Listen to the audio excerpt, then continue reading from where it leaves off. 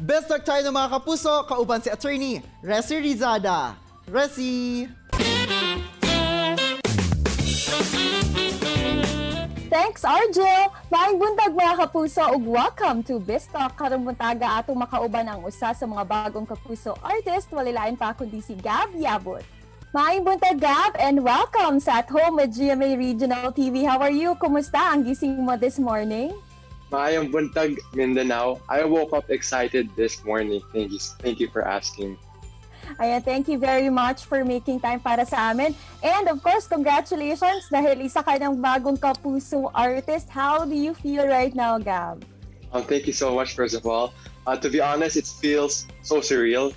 I'm extremely happy and overwhelmed by how things are going at the moment. Yun nga, and of course, dahil ngayon it's the pandemic and we all have to stay at home. How was your experience naman? Anong ginawa mo to stay productive and efficient during the quarantine? During my spare time, I try to create my own beat and write my own rap song. COVID-19, please disappear so I can turn 19 next year. Not gonna lie, brings me fear, but God has my back, so I'm a chill. But we still gotta do a part by that. I also do home workouts, like push-ups, like the basic ones.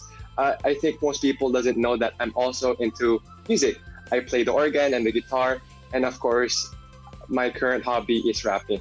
Siguro little did people know that you've also done quite a number of TV commercials, tama? Meron ka bang mga like special preparations that you usually do when you're about, on set na to do a commercial shoot? Well, most important is to get enough sleep para like you're prepared, you're rested, well rested. You have to look good and fresh in front of the camera. Unlike movies and teleserye, usually TVCs have short speaking lines or sometimes wala.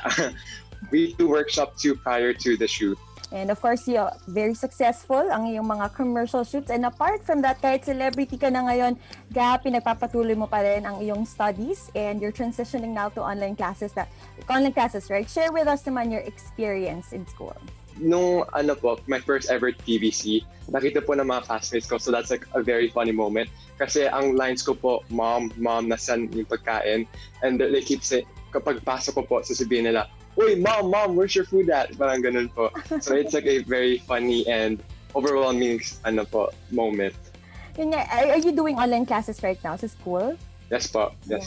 How's your experience so far and how different is it from the traditional na in-person classes kaysa dito sa online class this time? Well, with online classes, you have to be very motivated kasi your surroundings, it can be very tempting. You can just play on your phone, sa computer po, and sa face-to-face, you're more motivated kasi around you are students who are planning to study and succeed in the future. Of course, mayroon ka bang tips naman sa lahat ng ating mga katulad mo rin na nag-aaral ngayon and adjusting to the online environment? My number one tip is be motivated to study because right now it's like the most difficult time in our educational years because like what I said before, we can be easily tempted to play games and not do school at all. Alright, and be more responsible this time, no? Gab, let's talk about your career goals. Ano ba ang mga dream projects na gusto mong gawin dito sa GMA Network?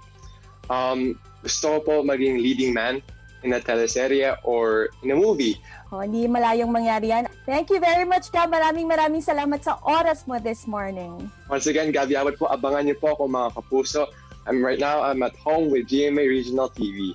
That was Gab Yabot, mga kapuso. Tutok lang, kay mabalik pa ang At Home with GMA Regional TV. Kini ang At Home with GMA Regional TV.